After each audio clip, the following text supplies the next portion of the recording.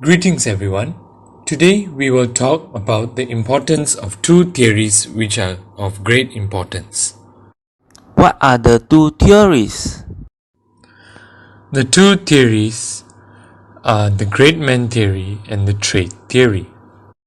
Why are they important? The two theories have defined, or should I say, can somehow influence the future of a civilization.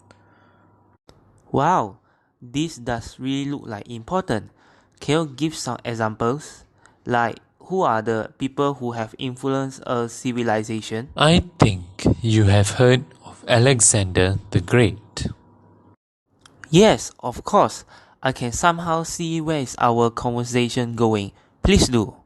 Has been known throughout the world as the greatest conqueror in ancient times. He has conquered more than two-thirds of the ancient civilization during his time before he had reached the age of 30. But what was Alexander's origin and why is he related to the great man Let theory? us go check the era of 356 BC in his homeland, the Kingdom of Macedonia. Alexander the Great was born in 356 BC in a city called Pella. He was the son of the King Philip II.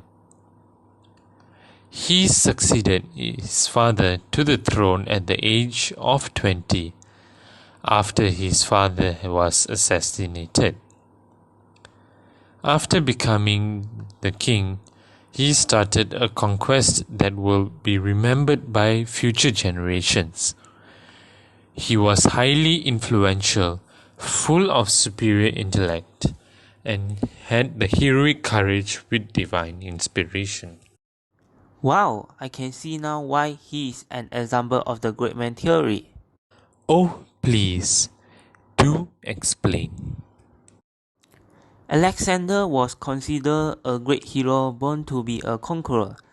He was also a major factor that shaped the history of what we are today. Therefore, he is one of the best examples of the great man theory. Truly, he was a unique individual and a hero. Now, let us talk about Malala Yousafzai. Malala is a Pakistani activist who wants a proper and equal education for all women in Pakistan. Her influence to the Pakistani women grew stronger, and some extremist groups saw this as a threat to them.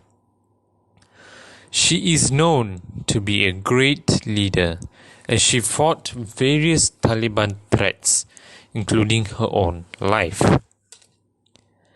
At the age of 11, she began blogging for the BBC about the Taliban threats which denied her education. Did you know she wrote a book entitled How Dare the Taliban Take Away My Basic Rights to Education? She strongly fought with her perseverance, courage, and steadfastness. She was shot by the Taliban, but she was able to escape for asylum in Canada. For these traits, yet, she never gave up and continued her fight for illiteracy, poverty, and terrorism. She arrived in Canada with a coma due to gunshots, yet she never gave up.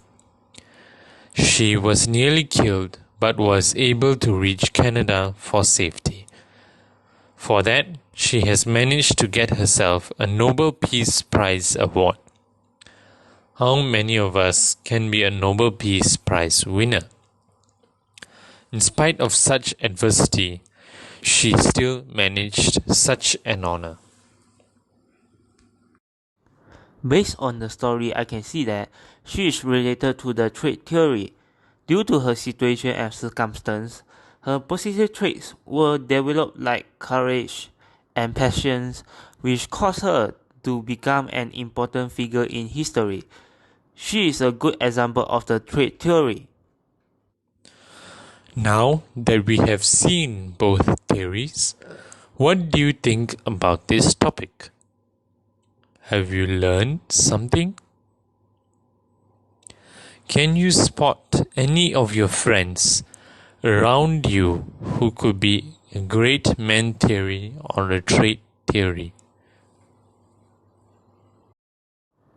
I can say that I have somehow grasped the topic and the explanation given.